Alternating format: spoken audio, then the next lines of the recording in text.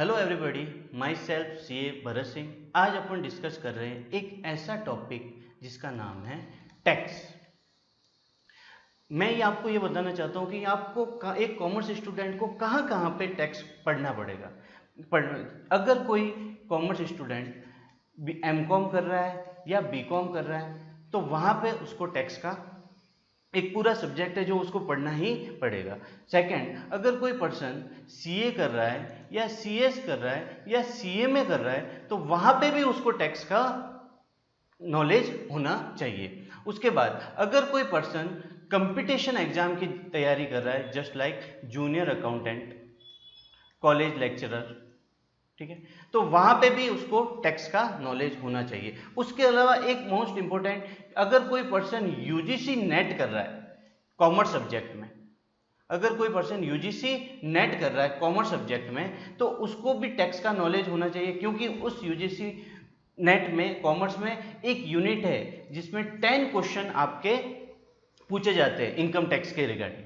ठीक है, मैं सिर्फ इनकम टैक्स स्पेसिफाई कर रहा हूं क्योंकि वो इस स्पेसिफिक इनकम टैक्स के 10 क्वेश्चन पूछता है। चलो आज अपन जो डिस्कस करने वाले हैं बेसिक कॉन्सेप्ट ऑफ टैक्स, ये इन सभी एग्जाम में कवर हो जाएगा। ये अपन को हर जगह पे इसका रिलेवेंस है। बेसिक कॉन्सेप्ट ऑफ टैक्स में अपन क्या क्या चीजें पढ़ रहे हैं? अपन पढ़ रहे हैं meaning of tax, type of tax and power to levy tax. Meaning of tax का मतलब कि टैक्स का मतलब क्या है, उसके बाद टाइप, कितने टाइप के टैक्स होते हैं, और थर्ड कि जो टैक्स अपन से कलेक्ट कर रहा है, कौन कलेक्ट कर रहा है? गवर्नमेंट। गवर्नमेंट को पावर किसने दिया है? ये अपन चीजें इस वीडियो में अपन पढ़ेंगे। सबसे पहले अपन स्टार्ट कर रहे हैं मीनिंग ऑफ टैक्स। टैक्स का मीनिंग क्या है? ठीक है, tax means a monetary burden levied by a government. एक मॉनेटरी बर्डन है जो कौन लेवी करता है? Government, upon a person. किस पर? पर्सन पे, under a legislative authority. Tax एक मॉनेटरी बर्डन है। टैक्स एक मॉनेटरी बर्डन है जो किसने लेवी किया है? जो गवर्नमेंट ने लेवी किया है। गवर्नमेंट मींस सेंट्रल गवर्नमेंट या स्टेट गवर्नमेंट, ये अपन बाद में डिस्कस करेंगे जब अपन पढ़ेंगे थर्ड पॉइंट पावर टू कि किसके पास पावर है, सेंट्रल गवर्नमेंट के पास है या स्टेट गवर्नमेंट के पास। और किस पर इंपोज किया है? ये इंपोज किया है पर्सन पे। अब आप कहोगे सर पर्सन कौन, क्या नेचुरल पर्सन या आर्टिफिशियल? तो दोनों, नेचुरल पर्सन पे भी और आर्टिफिशियल पर्सन। आर्टिफिशियल पर्सन जैसे कंपनी हो गए, तो क्या इनको भी टैक्स देना होगा? बिल्कुल, इनको भी टैक्स देना पड़ेगा under a legislative authority. Legislative authority का मतलब क्या है कि गवर्नमेंट को टैक्स कलेक्ट करने का अथॉरिटी किसने दी है? वैसे अथॉरिटी दी है अपनी कॉन्स्टिट्यूशन ने। अपने कॉन्स्टिट्यूशन के आर्टिकल 246 में अपन पढ़ेंगे कि वहां स्पेसिफिक लिखा हुआ है कि गवर्नमेंट को अथॉरिटी है कि वो टैक्स कलेक्ट कर सकती है। अब टैक्स की कुछ कैरेक्टरिस्टिक क्या है? Tax is charge by a government. क्या अपन टैक्स कलेक्ट कर सकते हैं क्या? नहीं। ये पावर किसके पास है? ये पावर है अपने पास, गवर्नमेंट के पास। Tax is charge upon a person. मैंने कहा पर्सन पे चार्ज होता है। पर्सन कौन से? आर्टिफिशियल भी और नेचुरल पर्सन दोनों। Tax is charge under a legislative authority. किसने अथॉरिटी दी है गवर्नमेंट को?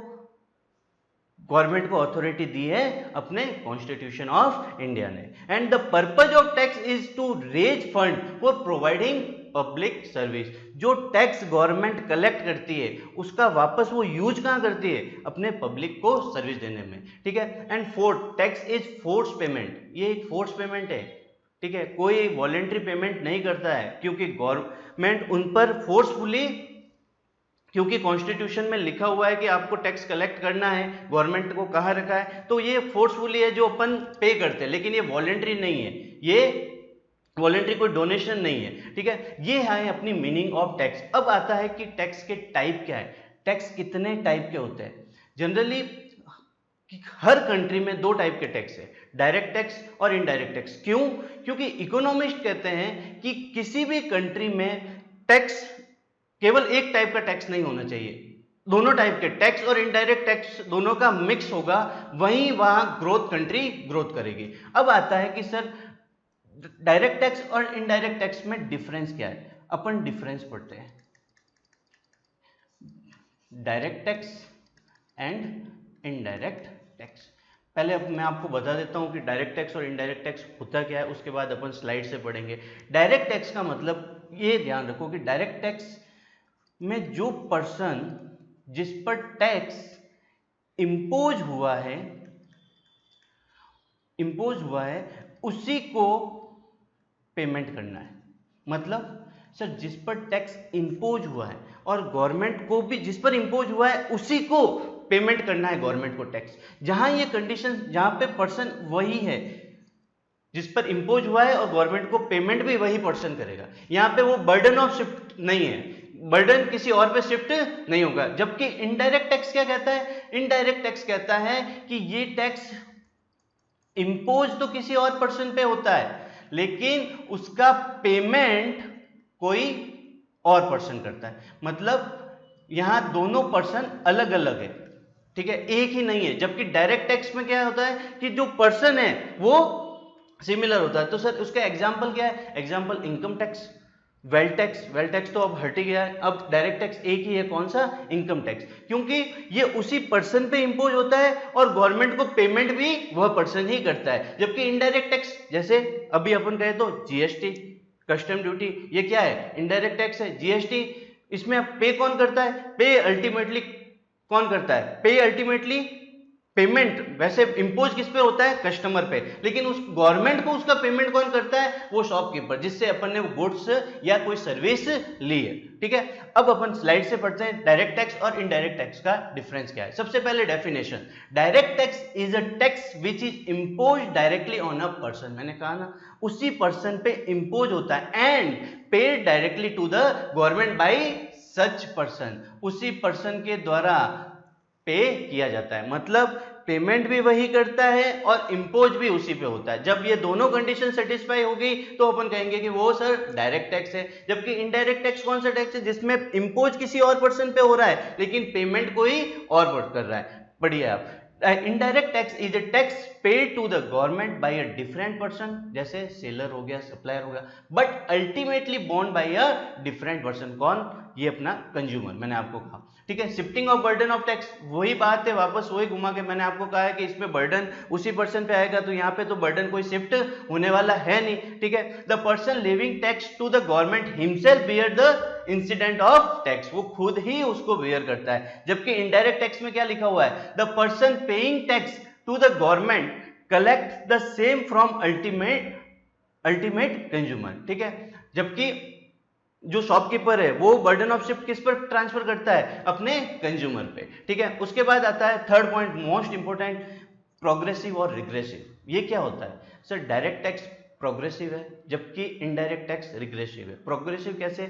मतलब ये पेइंग एबिलिटी के अकॉर्डिंग अपने को टैक्स देना। अगर मेरी इनकम 5 लाख है तो मुझे टैक्स कम देना पड़ेगा, जबकि अगर दूसरा पर्सन है उसकी इनकम अगर 10 लाख है तो उसको टैक्स 10 लाख पे देना पड़ेगा। जबकि इनडायरेक्ट टैक्स क्या है? रिग्रेसिव है। इसमें आप चाहे मैं भी कोई एसी परचेज करने जाऊंगा तो मुझे उतना ही टैक्स जीएसटी पे करना पड़ेगा, और अगर कोई बहुत रिच है और वो अगर पे कर एसी परचेज करने जाएगा तो उसको भी उतना ही पेमेंट करना पड़ेगा। तो ये रिग्रेसिव है।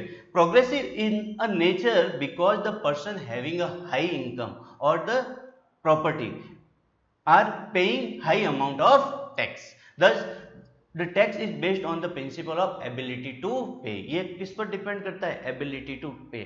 ठीक है, कई बार ये कंपटीशन एग्जाम में ये क्वेश्चन आया हुआ है प्रोग्रेसिव और रिग्रेसिव का। ठीक है, जबकि इनडायरेक्ट टैक्स मैंने आपको बता दिया ये रिग्रेसिव नेचर का होता है। Levied upon, fourth point, direct tax are levied on income और वेल्थ, ये इनकम पे लगता है और अपनी वेल्थ पे लगता है। अब वेल्थ टैक्स रहा नहीं, अब तो कौन सा जो इनकम पे टैक्स लगता है उसको अपन क्या कहते हैं? Income tax. और इसका एग्जांपल क्या है? एक डायरेक्ट टैक्स कौन सा रहा है अभी अपना? Income tax. जबकि इनडायरेक्ट टैक्स पर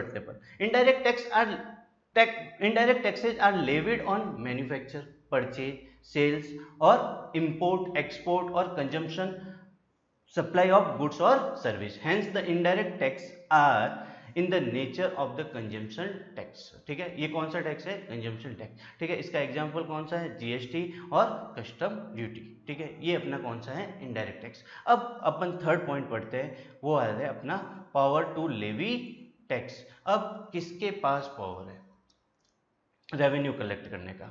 अब मैंने कहा कि दो टाइप के टैक्स होते हैं सर, एक डायरेक्ट टैक्स होता है और एक इनडायरेक्ट टैक्स होता है। अब इसका रेवेन्यू कौन कलेक्ट करेगी? सेंट्रल गवर्नमेंट या स्टेट गवर्नमेंट? जबकि आपको पता है कि अपने इंडिया में 3 टायर फेडरल स्ट्रक्चर है। थ्री टायर फेडरल स्ट्रक्चर है, सेंट्रल गवर्नमेंट, स्टेट गवर्नमेंट और थर्ड है अपनी लोकल अथॉरिटी जिसको कहते हैं अपन लोकल गवर्नमेंट। तो कॉन्स्टिट्यूशन ने इनको सबको, कॉन्स्टिट्यूशन ने राइट दे रखा है कि इन टैक्स की रेवेन्यू आप कलेक्ट करोगे, ये आपका इनकम है, और ये जो रेवेन्यू है ये आप कलेक्ट करोगे। तो सर ये पावर जो दिया हुआ है ये कॉन्स्टिट्यूशन में कहाँ दिया हुआ है? ये कॉन्स्टिट्यूशन में दे रखा है आपके आर्टिकल 246 में। ठीक है, आर्टिकल 246 में क्लियरली लिखा हुआ है कि कौन कौन सी रेवेन्यू पे कौन, और एक उसको आर्टिकल जब 246 पढ़ेंगे उसके साथ अपन डिस्कस करेंगे शेड्यूल 7। शेड्यूल 7 में क्या दे रखा है? शेड्यूल 7 में 3 लिस्ट दे रखी है, लिस्ट ए, लिस्ट 1, लिस्ट 2 और लिस्ट 3। लिस्ट 1 है अपनी कौन सी? यूनियन लिस्ट, जिस लिस्ट में ये बताया हुआ है कि इन मैटर को कौन मैनेज करेगा, ये इनको मैनेज करेगा आपका सेंट्रल गवर्नमेंट। दूसरा स्टेट लिस्ट, उसमें दे रखा है कि इन मैटर है जिनको कौन करेगा? State government. और थर्ड है कॉन्करेंट लिस्ट। ठीक है, इन कॉन्करेंट लिस्ट में ऐसे कुछ मैटर है जिसमें कुछ स्टेट गवर्नमेंट और कुछ सेंट्रल गवर्नमेंट जो मिक्स मैनेज करेगा। ठीक है, उसके बाद जब अपन आर्टिकल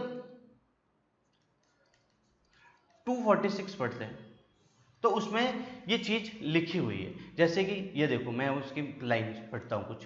ठीक है, article 246, the article prescribe the subject matter for which the law have been made by the parliament and state legislative. It states that the parliament has exclusive right to make law with respect to the any of the matter prescribed in list 1. list 1 कौन सी है? list 1 to the schedule 7। List 1 कौन सी थी sir? Union list. Union list के matter कौन देखेगा sir? Central government देखेगा। तो उस यूनियन लिस्ट पे जो भी मैटर है वो सेंट्रल गवर्नमेंट, और उससे जो भी रेवेन्यू होगी वो कौन कलेक्ट करेगा? Central government. ठीक है, फिर क्या लिखा हुआ है? The state legislator have exclusive right to make laws with respect to the matter prescribed in the list 2 of the schedule 7।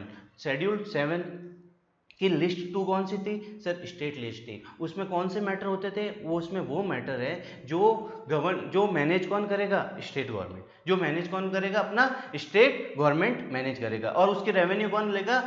आपकी स्टेट गवर्नमेंट उसकी रेवेन्यू। और थर्ड कौन सी है? Concurrent, the both of the Parliament and state legislative have right to make law with respect to the matter prescribed in list 3rd of schedule 7। ठीक है, इसमें कौन से दे रखे हैं? उसमें वो मैटर दे रखे हैं जिसपे, जैसे मैं एक एग्जांपल लेता हूँ, हाईवे जो बनते हैं वो सेंट्रल गवर्नमेंट के अंडर में आते हैं या स्टेट गवर्नमेंट के? तो आपने देखा होगा कि उसमें नेशनल हाईवे भी होते हैं और उसको स्टेट हाईवे भी होते हैं। जो नेशनल हाईवे है उसकी अथॉरिटी किस पे? तो उससे जो टोल कलेक्ट हुआ वो कौन, रेवेन्यू कौन लेके जाएगा सर? वो सेंट्रल गवर्नमेंट। और जो स्टेट हाईवे है उससे जो रेवेन्यू वो स्टेट गवर्नमेंट अपने पास रखेगा। ठीक है, ये अपन ने डिस्कस किया आज, सिर्फ 3 चीज़ें डिस्कस की अपन ने। मीनिंग ऑफ टैक्स, ठीक है, टाइप ऑफ टैक्स और पावर टू लेवी टैक्स। अब मेरे को ये बताओ सर, इनकम टैक्स कहाँ लिखा हुआ है? सर इनकम टैक्स लिखा हुआ है अपने यूनियन लिस्ट में। यूनियन लिस्ट के एंट्री नंबर में, एग्जैक्टली मुझे पता नहीं एंट्री नंबर, ठीक है, उसमें ये मैटर लिखा हुआ है। ठीक है, जबकि सर अब आप कहोगे सर जीएसटी कहाँ लिखा हुआ है? क्या सर जीएसटी आपको लगता है कॉन्करेंट लिस्ट में होगा? नहीं सर, जीएसटी के लिए एक अलग सा आर्टिकल है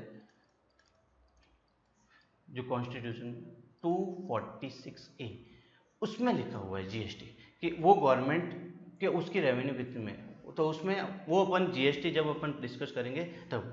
चलो आज अपन ने यहीं तक पढ़ते हैं, क्योंकि मेरा मोटिव यही था कि मैं तो आपको एक जनरल अंडरस्टैंडिंग दे दूं कि टैक्स क्या होता है, उसके मीनिंग, उसके टाइप और उसका। Thank you.